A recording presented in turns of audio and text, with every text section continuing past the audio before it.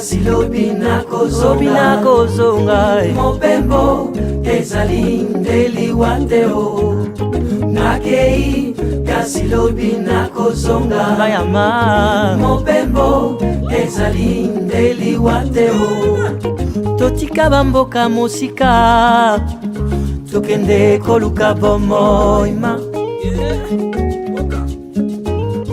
tokoma mitelengano na mboka mopaya nani ya sunga yo pasi na pasi nakei kasi lobi nakozonga atandele mobembo ezali ndeliwa te o nakei kasi lobi nakozonga bakoyanga bakoyambanga mobembo ezali ndeliwa te nakozonga mboka nakei kasi lobi nakozonga. Fidèles internautes, dames et messieurs, bonjour, bon après-midi, bonsoir, ça dépend de l'ère où vous nous recevez chez vous. Je reviens encore, je vais dire, avec une grande force, comme je peux le dire, après une longue absence sur la toile de votre chaîne YouTube Wenet TV, votre émission Diaspora Politique dont vous aviez l'habitude de suivre avait connu une toute petite interruption pendant une courte période suite aux problèmes techniques liés à votre chaîne YouTube Wenet TV. Votre émission Diaspora Politique dont vous aviez l'habitude de suivre avait connu une toute petite interruption pendant une courte période suite aux problèmes techniques liés à votre chaîne YouTube Wenet TV. Et voilà, nous sommes donc revenus et cette fois-ci pour ne pas reculer mais beaucoup et surtout pour avancer. Voilà, l'émission Diaspora Politique de ce dimanche, nous allons parler sur les principaux thèmes qui touchent à l'actualité sociopolitique de la République démocratique du Congo, tant à l'échelle nationale comme à l'international. Sans plus tarder, je vais vous donner déjà les goûts des arguments, soit des analyses de cette émission d'aujourd'hui. Je parlerai aujourd'hui de l'investiture du gouvernement de Ilunga Ilukamba. Qu'est-ce que le peuple congolais peut attendre de cette nouvelle et toute première machine de Fachi? Le peuple ne nous pardonnera pas si nous n'arrivons pas à améliorer ces conditions de vie d'Ixi Fachi, le président de la République. Au deuxième thème, nous allons parler des affaires 15 millions de dollars américains. Ceux qui sont censés de prêcher d'exemple se retrouvent déjà dans la boue. Félix appelé donc à la vigilance. Au troisième thème, nous allons parler de Ebola, une épidémie devenue une source de détournement des fonds alloués pour l'éradiquer. Oli Ilunga, ancien ministre de Santé, placé à garde à vie à la police alors qu'il s'est préparé de fuir au Congo-Brazzaville. Quatrième thème serait Fayoul projette un meeting le 22 septembre prochain. La dynamique de l'opposition se transforme ainsi en dynamique pour la vérité désir. Fidèle désir, j'allais dire, fidèles internautes, dames et messieurs, je vous invite donc à suivre les analyses de tous ces principaux thèmes cités si haut. Voilà, comme je le disais dans l'annonce des principaux thèmes dont je vais plutôt analyser, ou sinon je vais essayer de décortiquer en ce dimanche 15 septembre, en début de la présentation de votre magazine Diaspora Politique. Sans plus tarder, je vais un peu essayer de lever la pendule là-dessus pour signaler déjà que 7 millions de Tunisiens sont attendus ce dimanche à élire leur futur maître qui succédera le président Béji Caïd Essebsi, décédé le 24 août dernier. Voilà. Et donc aujourd'hui, ils sont obligés ou soit appelés à élire leur prochain maître. Nous allons connaître les vainqueurs de l'élection présidentielle Tunisie 2019 dans les jours prochains. Voilà. je parlais des investitures du gouvernement de Ilunga Ilukamba. Qu'est-ce que le peuple congolais peut attendre de cette nouvelle et toute première machine de Fachi? Comme vous le savez très bien, fidèles internautes, le gouvernement de Ilunga Ilukamba, comme on l'appelle, gouvernement Ilunga, a été investi le 6 septembre dernier par le député nationaux de la République démocratique du Congo. Ils ont eu à voter pour 375 voix les programmes ou soit projets des sociétés de cette nouvelle machine gouvernementale qui sera pilotée par Ilunga Ilukamba. Alors, la question se pose, qu'est-ce que le peuple congolais peut attendre de cet gouvernement? Fidèles internautes, comme vous savez, c'est d'abord le tout premier gouvernement, parce qu'on l'appelle un gouvernement de coalition des forces politiques de Félix Antoine Tshisekedi Tshilombo, qui est l'actuel président, et Joseph Kabila Kabange, l'ancien président de la République. Et parce que c'est un gouvernement de coalition, c'est vraiment trop bizarre, parce qu'on se retrouve dans un contexte où nous étions partis aux élections. Normalement, on n'allait plus parler de coalition, parce que nous étions partis aux élections, le peuple congolais a voté tout comme a sanctionné, mais nous nous sommes retrouvés dans un cas où il fallait aller à une coalition juste pour former un gouvernement qui est déjà au préalable censé d'apporter des solutions, de remédier les problèmes du Congolais, mais hélas, nous nous retrouvons dans un cas critique.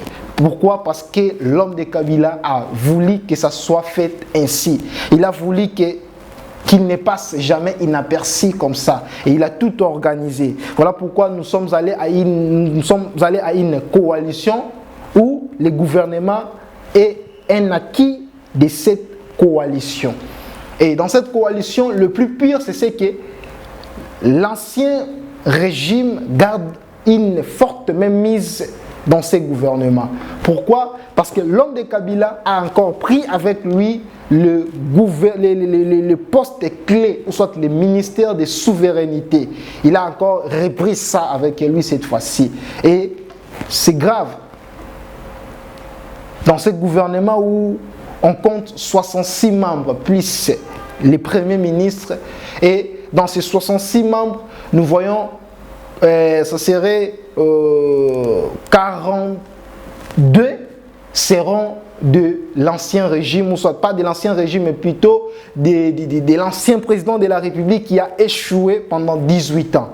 Et donc lui-même qui a déploré la manque de 15 meilleurs collaborateurs auprès de lui. Et je ne sais pas où il a tiré, où il a pris ces 42 qui ont composé les quotas réservés à sa famille politique dont il est le maître suprême.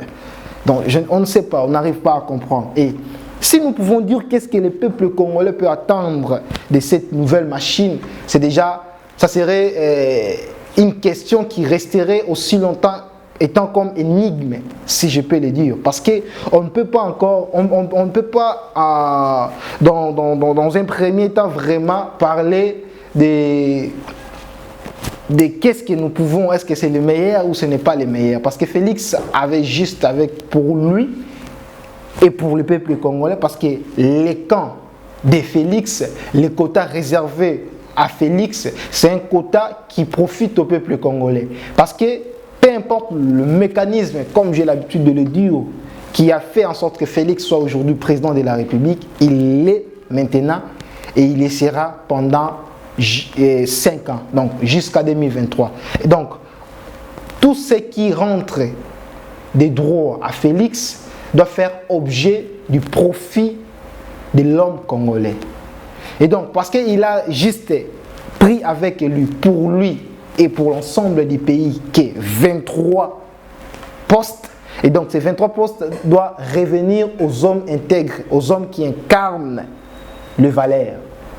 Et donc, est-ce que seulement avec les 23 contre les 43 de Kabila, est-ce que nous pouvons entendre les meilleurs de ces gouvernements? Avec un gouvernement où on retrouve un ministre pré-président de la République et un ministre pré-premier ministre. Donc, Kabila reste vraiment un ennemi. Pas Kabila individu, je parle. Donc, je parle de Kabila, ancienne institution.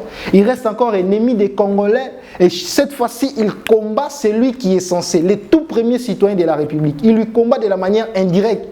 Et l'homme en question, Félix Antoine Tshisekedi, le président, c'est comme, je ne sais pas s'il se rend compte que Kabila est en train de combattre les succès de son quinquennat.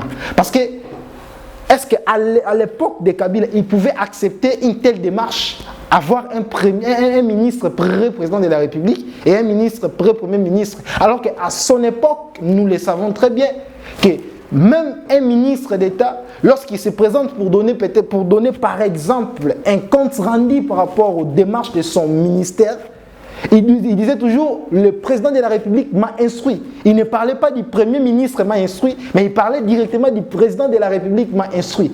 Est-ce que Kabila aurait accepté à son époque qu'on puisse avoir un ministre pré-président de la République et un ministre pré-premier ministre? Et ça prouve à suffisance que les gens de l'ancienne mouvance veulent vraiment à tout prix humilier l'homme de Félix, veulent à tout prix que le quinquennat de Félix puisse aboutir à un échec total, et c'est là en défaveur de la population congolaise, pour ne pas dire du souverain primaire.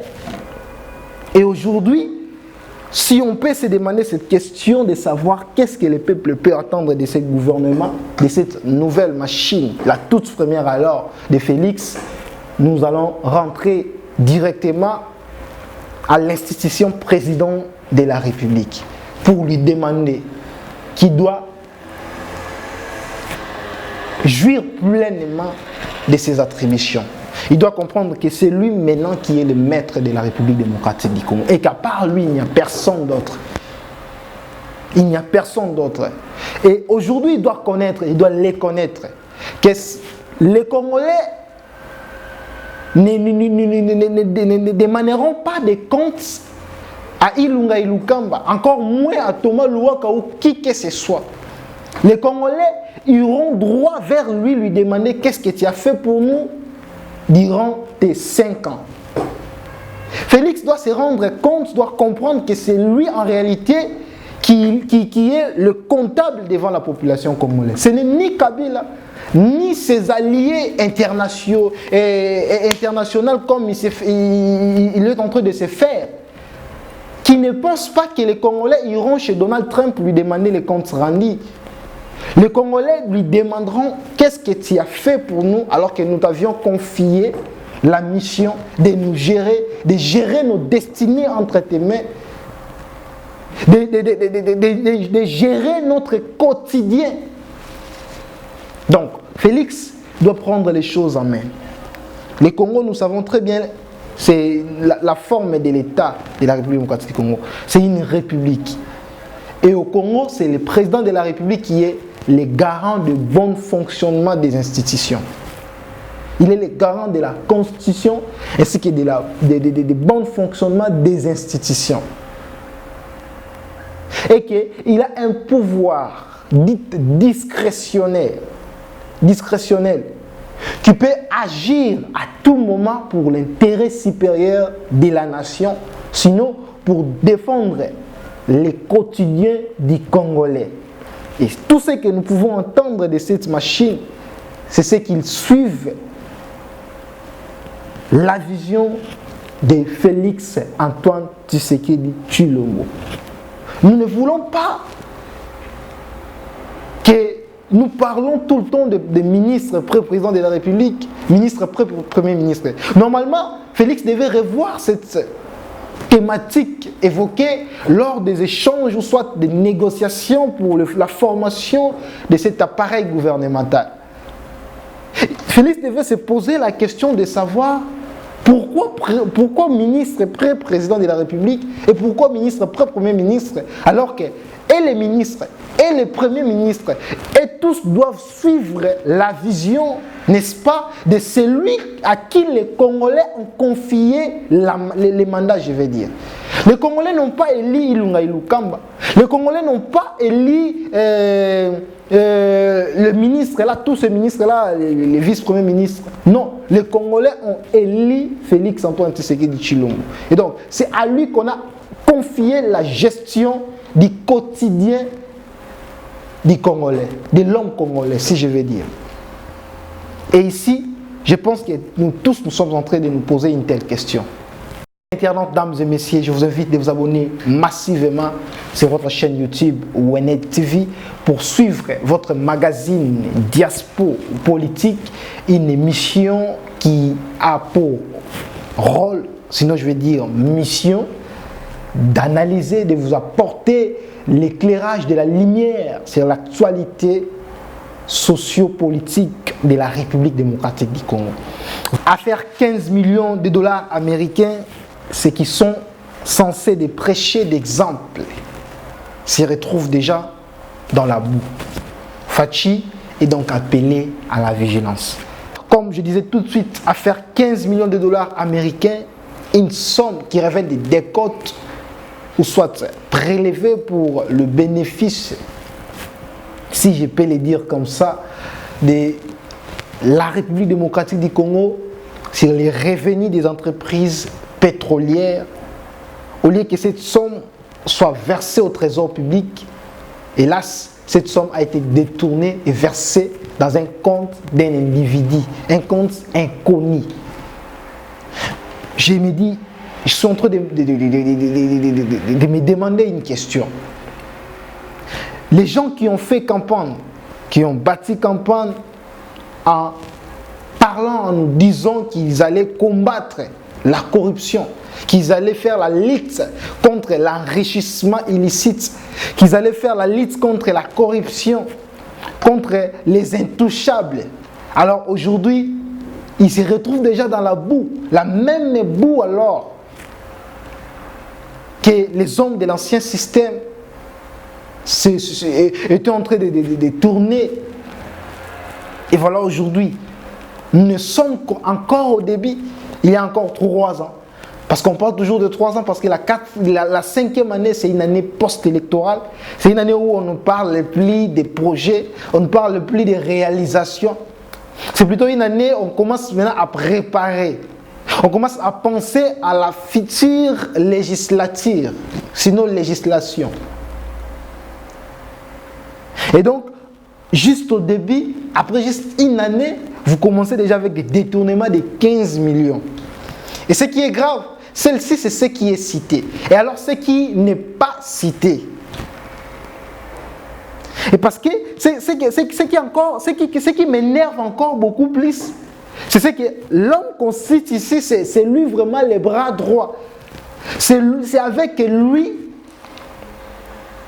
que l'homme de Félix compte faire de la lutte contre la corruption, lutte contre l'enrichissement illicite, lutte contre les intouchables, son cheval de bataille. Alors que cet homme qui est le directeur du cabinet du président de la République, à qui l'émission Diaspo Politique n'a pas de problème, parce que nous ne faisons que parler ce qui existe. Nous ne faisons que parler ce qui est réel. Nous n'inventons rien ici, fidèles internautes. Nous n'essayons que de vous apporter de la lumière, éclairer vos intelligences sur le quotidien congolais, ce qui se passe sur les territoires congolais. Et que peut-être vous ne pouvez pas peut-être connaître cela, mais que nous, parce que nous vivons à l'étranger du pays, nous arrivons quand même à palper, nous arrivons quand même à voir, à regarder ce qui se passe chez nous. Nous disons non. Vous savez, lorsque nous essayons de comparer les quotidiens congolais à celui de là où nous vivons, il y a un décalage total. Non, nous n'arrivons pas à situer l'homme congolais, sinon l'intellectuel congolais. L'intellectuel congolais a perdu l'essence de l'intellectualisme. Il est allé vraiment plus loin à se procurer des valeurs qui ne correspondent pas à un intellectuel. Sinon, l'immoralité, c'est ce qui est devenu la valeur unique de l'homme congolais. Parce que on ne peut pas comprendre, c'est lui qui parle de la lutte contre, mais lui-même il est cité dans une affaire qui semble, ou soit dans une affaire qui paraît être son combat. Bon, je vais lever la suspense. Vital Kamerhe est cité dans cette affaire de 15 millions de dollars américains. Et ce qui est encore plus pire, c'est ce que l'homme, ce qui vraiment prouve à suffisance, que ce n'est pas de la lutte contre la corruption qu'ils veulent. Comment? Parce que, comment vous avez parlé, vous nous parlez de lutte contre la corruption, et que l'inspection générale des finances projetait de mener une démarche pour faire les contrôles, sinon mener des investigations dans cette affaire, et les directeurs du cabinet du président de la République ordonnent à ce que cette mission ne soit pas faite. Il interdit une telle mission. Alors que les Congolais ont besoin de ces 15 millions de dollars américains. Parce que déjà, Félix a lancé un défi qui demande vraiment d'investir beaucoup d'énergie là-dessus. La gratuité de la scolarité. Ça demande beaucoup au gouvernement national. Et 15 millions, ça pourrait déjà combler, sinon ça pourrait réaliser une partie de cette démarche. Alors, lorsque nous voulons, ou soit l'inspection générale des finances veut entamer une procédure de contrôle, Vital Kamerhe, vous disiez non. Alors, vous ne voulez pas qu'on vous suspecte, qu'on vous soupçonne, vous ne voulez pas.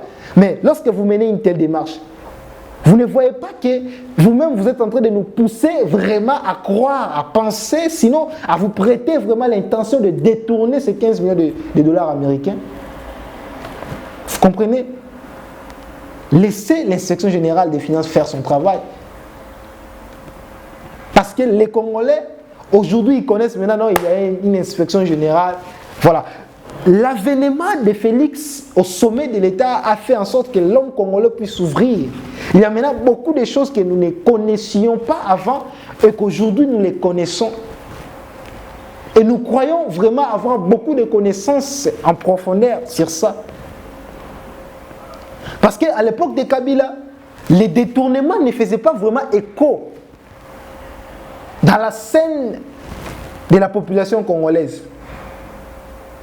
Oui, on parlait, on savait qu'il y a des détournements, nous savions cela, qu'il y a des voleurs, il y avait des ceux-là qui se sont enrichis d'une manière illicite. Ils ont profité de l'argent du contribuable congolais pour s'enrichir. Lorsqu'ils envoyaient leurs enfants à l'Occident pour étudier, et que nous avions étudié dans des conditions dans la République démocratique du Congo, alors que nos parents se battaient. Non. Ce phénomène, c'est un phénomène vraiment à éradiquer. Et nous voulons l'éradiquer. Et pendant que nous cherchons à éradiquer ce phénomène, pendant que nous cherchons à démentir les hommes de Kabila, pendant que nous cherchons à contredire l'homme de Kabila qu'il avait tort. Mais non. Vous qui êtes censés de prêcher d'exemple, vous qui êtes censé de mener vraiment ces combats parce que vous vous trouvez au sommet de l'État. Non, vous vous retrouvez déjà dans la boue. Et ce qui est plus grave, vous pensez que tous, s'il arrivait que nous arrivions là-bas, nous allons nous aussi nous mêler dans cette boue. Non, attendez. Vous ne pouvez pas toujours voir les Congolais comme s'ils étaient déjà habitués de la corruption. Bon, la corruption, on peut la trouver partout. Partout, on peut trouver la corruption. Mais pas l'ampleur dont la corruption a eu au Congo, ça dépasse. Ça dépasse vraiment. Ce n'est plus normal la corruption. Le niveau dont la corruption a atteint au Congo, non, c'est inexplicable. Même la personne qui a fondé la corruption lui-même,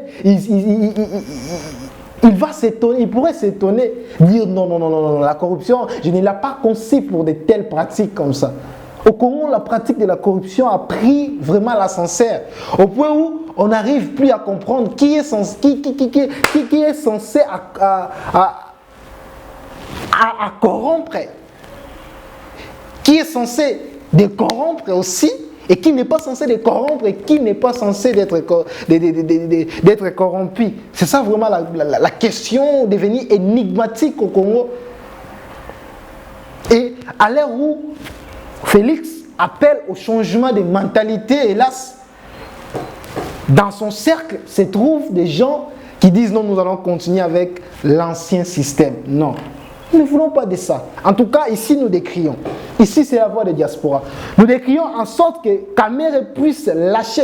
Alors, cet appareil, Inspection Générale des Finances, ça dépend directement de Félix Tshisekedi Tshilombo, qui est président de la République. Et donc, c'est à Félix d'instruire, de dire non ou soit oui aux démarches à toute proposition de cet appareil, ou soit de cette institution qui est Inspection Générale des Finances. Même si vous êtes directeur du cabinet du président de la République, non, vous n'êtes pas président de la République. Ça revient à lui. Même si vous vous trouvez dans son cercle, même si vous vous trouvez dans son comment je peux la nommer. Mais vous n'êtes pas président de la République. Laissez le président de la République décider si oui ou non.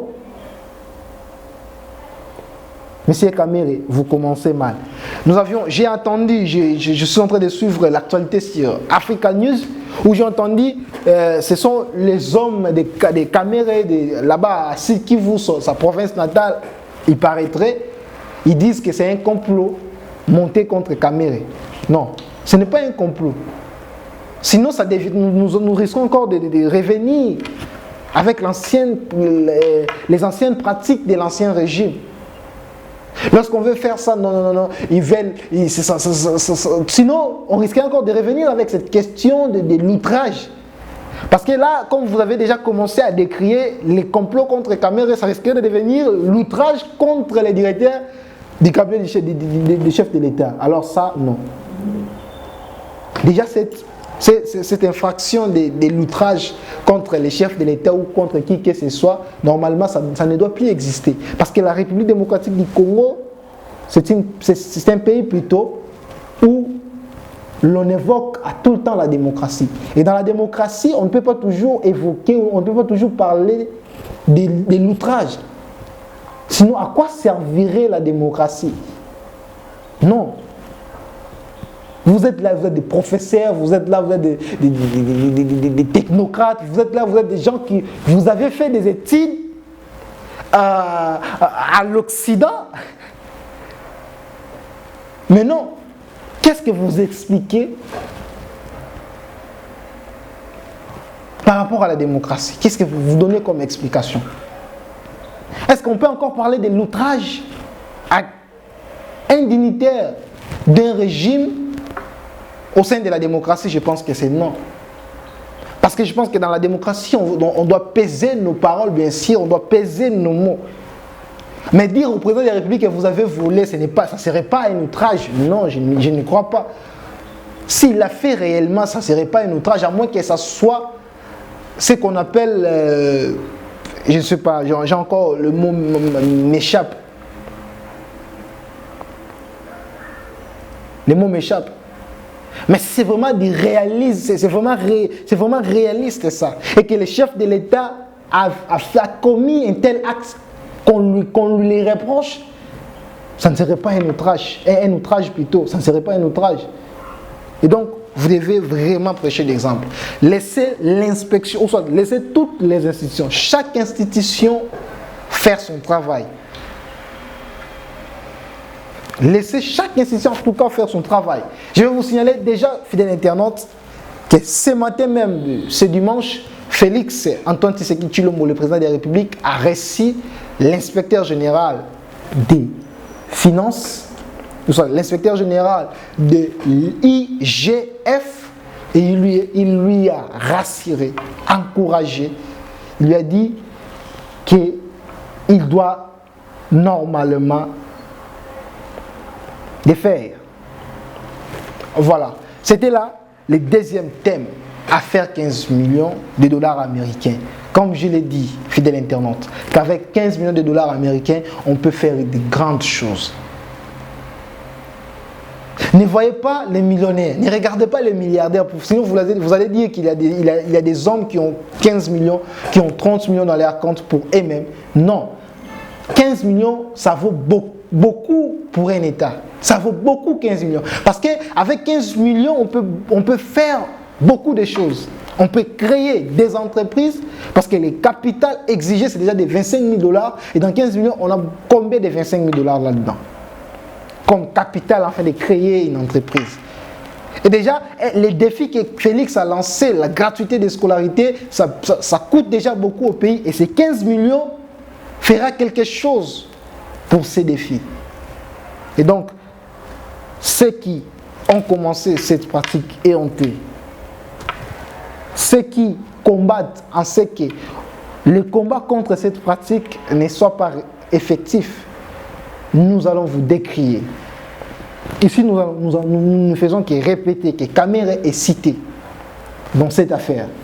Kamere est cité. Je vais vous donner des exemples. Allez,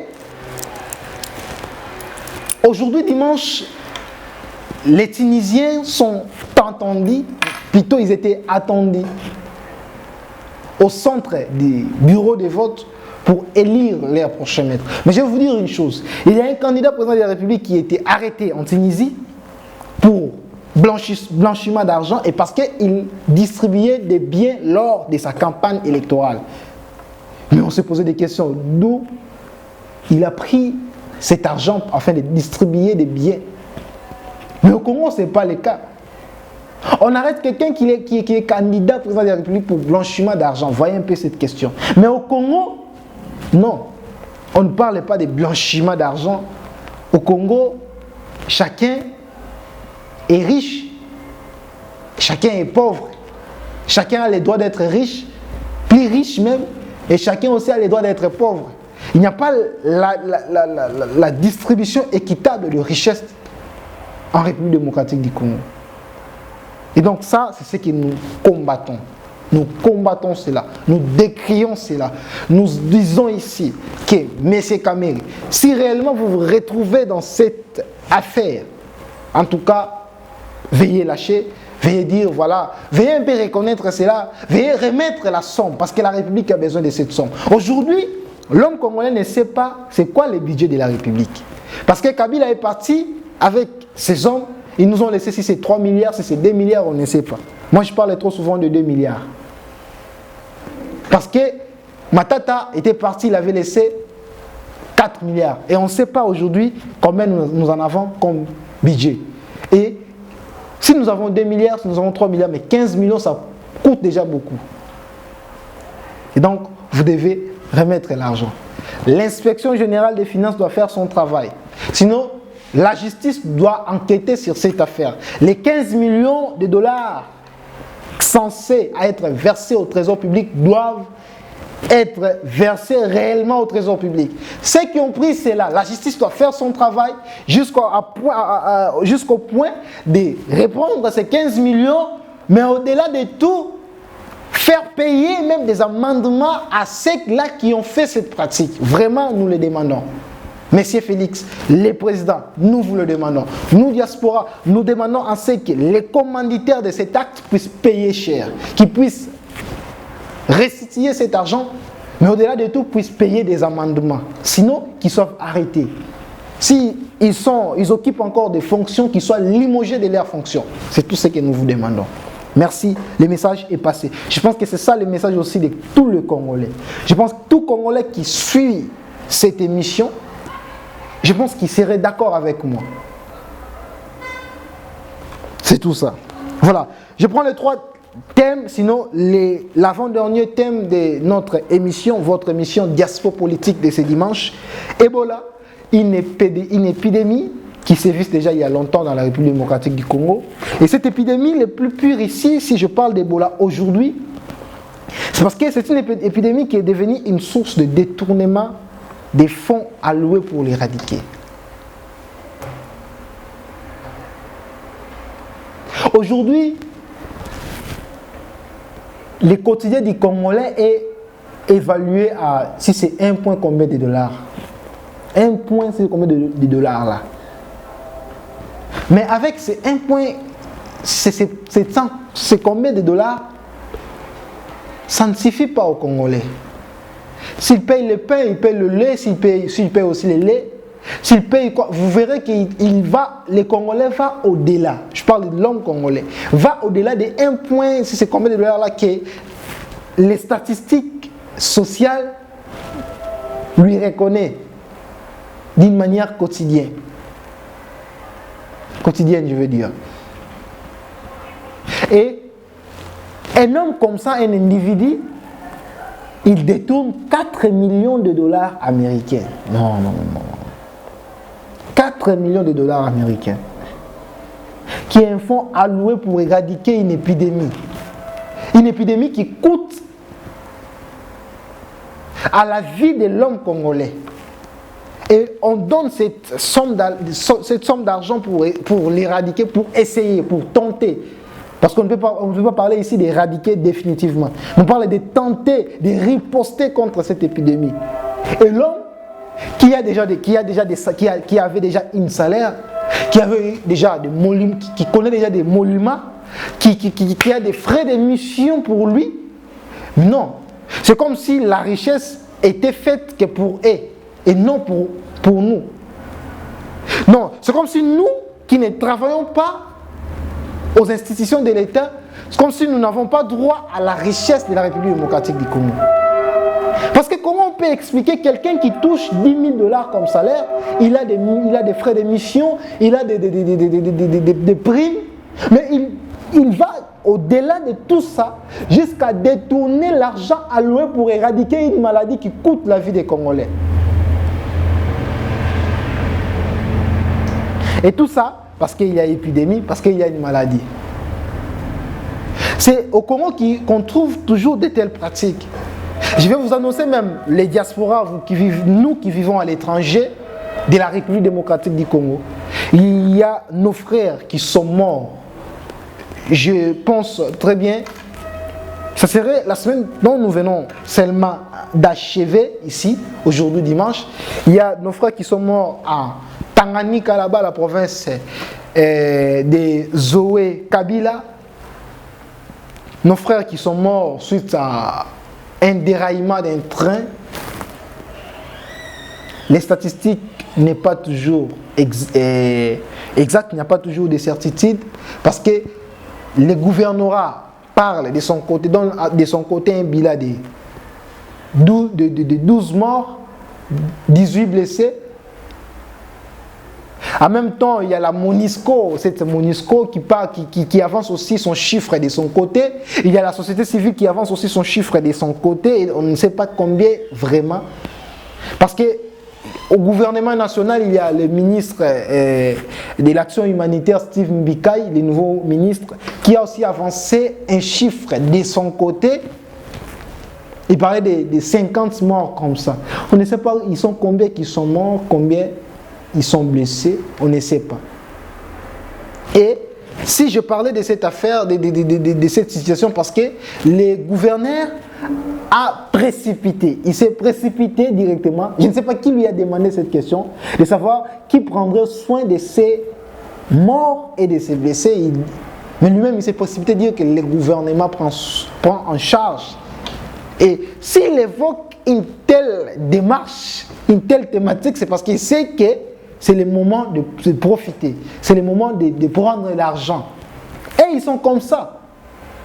Lorsque les gouvernements, soit la caisse du gouvernement doit faire un mouvement, ils sont maintenant motivés parce qu'ils savent, non, parce que lorsqu'on doit faire sortir l'argent, c'est le moment de détourner, de voler, tout comme ça. Vous voyez, je ne lui prête pas de mauvaises intentions sinon. Mais sinon, je le dis parce que nous finirons de vivre ça. Nous allons le vivre. Vous allez voir. Parce qu'il a déjà dit que le gouvernement va prendre charge. Il sait pourquoi il dit cela. Parce que ces hommes-là, nous les savons très bien. Ils ne veulent pas les biens du Congo. Lorsque vous entendez un homme de Kabila parler que non, nous devons donner 50 000 $ pour les enfants des Massines à ma commune. Sachez-le très bien qu'il a un profit derrière ça. Ils ne font rien pour la République démocratique du Congo. Et vous le verrez, le plus pire, c'est que vous le verrez parler que j'ai fait ça pour servir le pays. Au Congo, c'est le pays où cet vocabulaire de servir le pays est le plus parlé. Le plus parlé, servir le pays. Alors, qui ne sert pas le pays? N'est-ce pas vous qui avez fait de sorte qu'au Congo, même l'enfant de 9 ans se sent déjà obligé de servir le pays? C'est au Congo. Vous trouvez un enfant de 9 ans sert déjà le pays. Et vous allez là, est-ce que vous êtes vraiment censé de parler que nous voulons servir le pays? Mais déjà, lorsque vous aviez résolu de postuler, si c'est de faire quoi? C'est d'occuper une poste. C'est déjà un engagement, c'est ce que je veux dire. De ce que vous aviez opté pour servir le pays. Et donc, vous n'êtes pas censé de nous le dire que nous voulons servir. Non, faites-les, mettez-les en action. Pratiquez-les au lieu de venir nous les répéter à tout le temps. Nous en avons déjà marre. Nous avons déjà entendu assez. Servir le pays, servir le pays. Non, vous partez là pour vous enrichir. Pour le bien, l'intérêt de vous et de vos propres familles, c'est tout. Pas pour l'intérêt de la population congolaise en général. Et ça, ce n'est pas ce que nous voulons. Ce n'est pas ce que nous entendons de cette nouvelle machine gouvernementale. Sinon, nous voulons que vraiment l'intérêt supérieur de l'État soit au centre de chaque action des institutions. Je l'ai dit avec la dernière énergie que tout ce que nous voulons, nous, c'est qu'il ait la répartition équitable des richesses de la République. Que ceux qui pilotent les institutions soient vraiment contrôlés.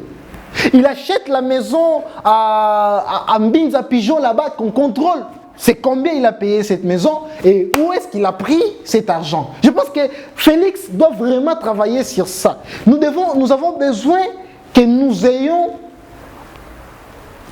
une structure qui suit vraiment les quotidiens des gens qui pilotent les institutions.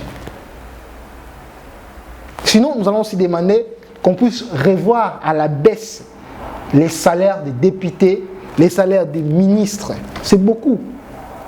C'est beaucoup. Vous voulez payer 10 000 $. Alors, au lieu que vous preniez l'urbanisme, l'habitat, l'action humanitaire, vous rassemblez ça et vous confiez ça à une personne. Non, vous les dispatchiez parce que vous voulez à tout prix récompenser vos hommes. Et parce que vous voulez les récompenser, vous savez que les Congolais vont verser de l'air CIR. Et nous allons profiter de leur contribution pour récompenser nos hommes. Alors, en retour, vous ne donnez rien, vous n'offrez rien de meilleur aux fils et filles de la République. Nous décrions cette pratique. Nous disons non à cela. Nous disons non à cela. Oli Ilunga Ilukamba, ancien ministre de Santé, placé à garde à vue alors qu'il cherchait déjà des manœuvres pour fuir au Congo-Brazzaville. Et moi, ce qui m'a fait... ce qui m'a énervé, c'est qu'on a remarqué cette situation lorsqu'on a suspecté sa disparition au sein de la circulation. On ne voyait plus Ilunga Ilukamba. Il paraîtrait qu'il serait... il se cacherait dans un appartement plutôt, dans un appartement là-bas à Gomé. Il ne sortait pas, cherchant le manœuvre pour quitter la République démocratique du Congo. Moi, je me demande, vous avez fait si c'est 2 ans, si c'est 3 ans comme ça, lorsque vous occupez le ministère, avec tout ce que vous avez eu, si je parle du salaire normal, parce que c'est au Congo où le ministre est mieux payé, non pas mieux payé, être mieux payé c'est bon, mais payer plus beaucoup, au point où l'équitabilité ne fait plus objet de la répartition des richesses dans la République démocratique du Congo. Les derniers citoyens, on lui réserve que si c'est 1 point comme quelques dollars. Alors que vous êtes payé à 10 000 $. Payer 10 000 $, ça ne vous suffit pas. Vous avez des frais d'émission, vous avez des émoluments. Tout ça, ça ne vous suffit pas toujours. Il faut détourner les fonds alloués pour éradiquer une maladie qui représente un danger face à la vie de l'homme congolais. Vous n'êtes pas sérieux, vraiment. Voilà, je prends les tout derniers points. Quand Fayulu a projeté, ou soit il projette un meeting pour le 22 septembre prochain, l'homme est toujours dans sa démarche de la lutte pour la vérité des urnes. Et à mon avis, vraiment, sinon, à mon humble avis, c'est que je peux dire que c'est que la question pour les Congolais qui ont un sens de responsabilité, nous avons déjà tourné cette question. Nous avons déjà tourné la question de vérité des urnes. Parce que c'était le combat de, vraiment, si je peux parler, généralement c'était un combat de nous tous. Nous qui avons vraiment décidé de dire non, de mettre fin, ou de mettre la rupture à l'ancien régime, nous avions décidé et nous avions voulu, quand bien même que l'homme de Kabila nous a privés, surtout nous, le diaspora, les droits de nous choisir pour nous-mêmes notre dirigeant. Il a exclu les votes pour nous, le diaspora, mais au moins nous savions bien que les changements, nous avions voulu que ce soit Fayulu. C'était une proposition. C'est vraiment un combat de tous. Mais à l'heure où nous sommes obligés d'accepter Félix. À mon humble avis, moi j'ai déjà accepté Félix. Je sais qu'aujourd'hui c'est Félix qui est il le mérite. Parce qu'il a joué la prudence, il a joué l'intelligence, il a joué la sagesse. Kabila était prêt de tout faire. Il était prêt de massacrer, même jusqu'au dernier niveau, l'homme congolais. Parce qu'il l'a fait. Il n'a pas reculé contre les sphinx délimités, messieurs Etienne Tshisekedi, en 2011. En 2016, lorsqu'il lui a fallu sortir par la grande porte, il n'a pas voulu, il n'a pas reculé. Il a tué, il a massacré. Et vous pensez vraiment qu'en décembre 2018, il allait reculer. Si nous étions toujours en train de compter sur la communauté internationale, non, nous devons nous détromper. Ils sont des... Je ne vais pas les appeler des voleurs, mais ils ne sont pas des partenaires vraiment de guerre. Les Occidentaux ne sont pas des partenaires de réussite, sinon de bonne vie des Congolais. Ils ne veulent pas que les Congolais puissent avoir de meilleures conditions de vie. Non, ce n'est pas ça leur intérêt. Leur intérêt, c'est plutôt de nous prendre nos ressources, nous prendre nos richesses. Et il y a des hommes qui viennent devant nous pour nous distraire que la communauté internationale va faire quelque chose. Il ne va faire rien. La communauté internationale ne fait absolument rien. En 2011, Tshisekedi mérité. Il avait vraiment avec lui cette majorité. Il avait avec lui le soutien de tous les Congolais. Mais qu'est-ce que la communauté internationale avait fait face à Kabila? Rien du tout. Elle a fini par l'accepter, elle a travaillé avec lui. Et parce qu'elle a vu que Kabila est vraiment épuisé, il est arrivé à son terme. Et donc, nous allons vraiment maintenant changer, nous allons chercher avec qui nous allons nous positionner. Et si on comptait sur la communauté internationale, nous allons connaître la même bêtise que nous avions connue en 2011. Et Félix a joué l'intelligence de nous faire rêver un nouvel épisode. Quand même que l'épisode commence mal, mais nous espérons toujours que la fin pourrait être meilleure pour nous tous. Et donc, la vérité des urnes, c'est une question déjà tournée, sinon une page qu'on peut déjà déchirer. Bon, on ne peut pas déchirer. La garder étant comme archive dans l'histoire de la République démocratique du Congo, mais sinon ça ne doit plus être une question de l'ère. Ça ne doit plus faire l'objet de l'enjeu de l'ère, non. Mais Fayulu, il reste toujours optimiste dans sa démarche. Je ne sais pas. Il prendra 2, 3, 4, 5 ans. Et si ça prendrait 5 ans, quand est-ce qu'il serait le président de cette vérité des urnes? Fayulu, nous vous reconnaissons à contrepartie de votre victoire. Si je peux le dire, excusez-moi, fidèle internaute, je ne vais pas me contredire moi-même, mais seulement que Félix a sauvé le pays. Quand même qu'il a signé des pactes, il a signé tout ce qu'il a signé, mais il a sauvé le pays. Mais ici, je vais interpeller, je vais marteler une chose. Monsieur le Président, vous devez cesser de chercher de nous prouver votre innocence, alors que vous êtes encore en cours de votre mandat. Parce que tout le temps, vous tenez des points de presse, vous tenez des discours, je ne sais pas. Si l'on vous demande une telle chose, je ne sais pas. On vous demande ça, je ne sais pas. Mais vous, quand on vous le demande et que vous nous répondez que vous ne savez pas, alors à qui allons-nous ou irons-nous demander pour avoir des réponses exactes?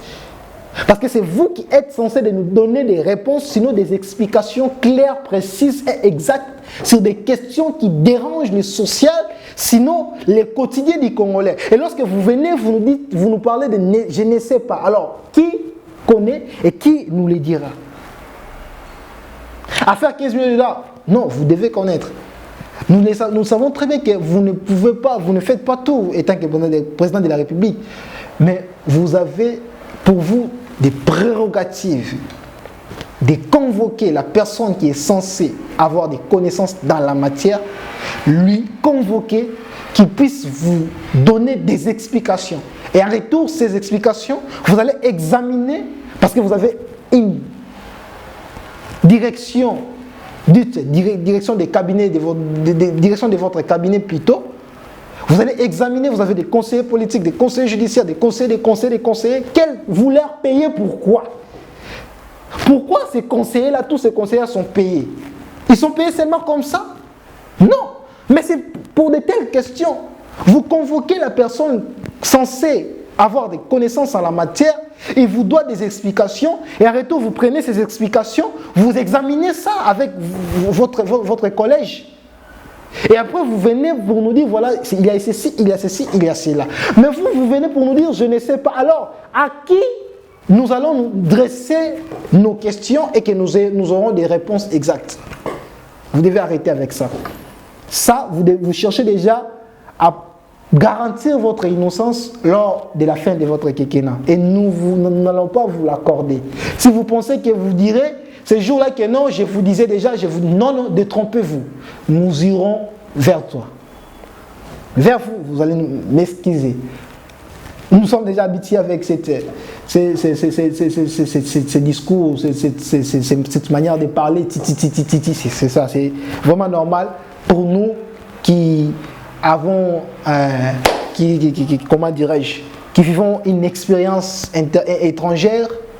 Si c'est maintenant normal, ça passe, mais sinon, chez nous les Congolais, parce que nous sommes des Bantous, vous, je parle de vous, monsieur le président de la République, nous n'allons pas vous accorder l'innocence.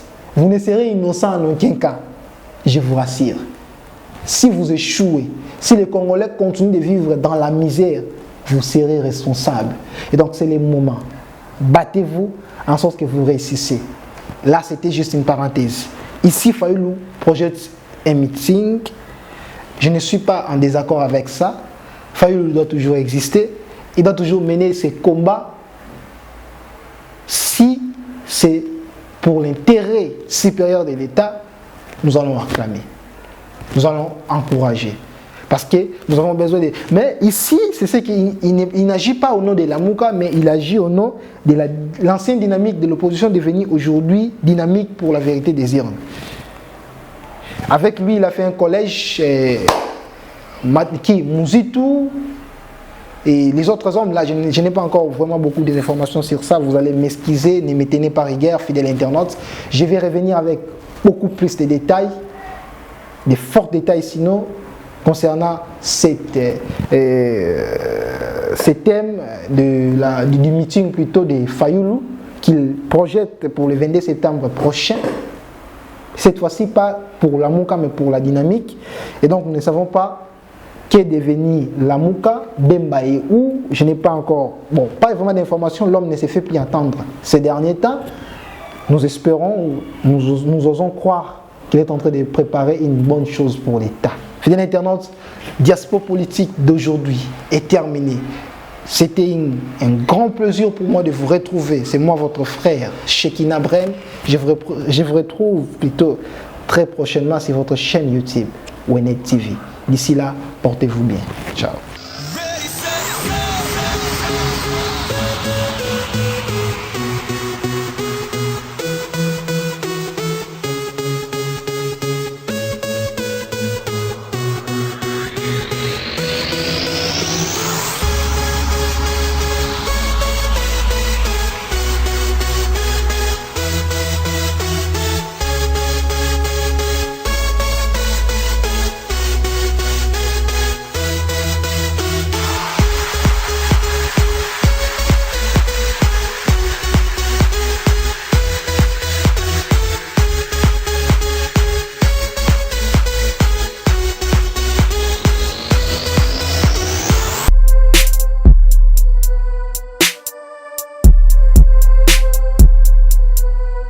Chief on the beat.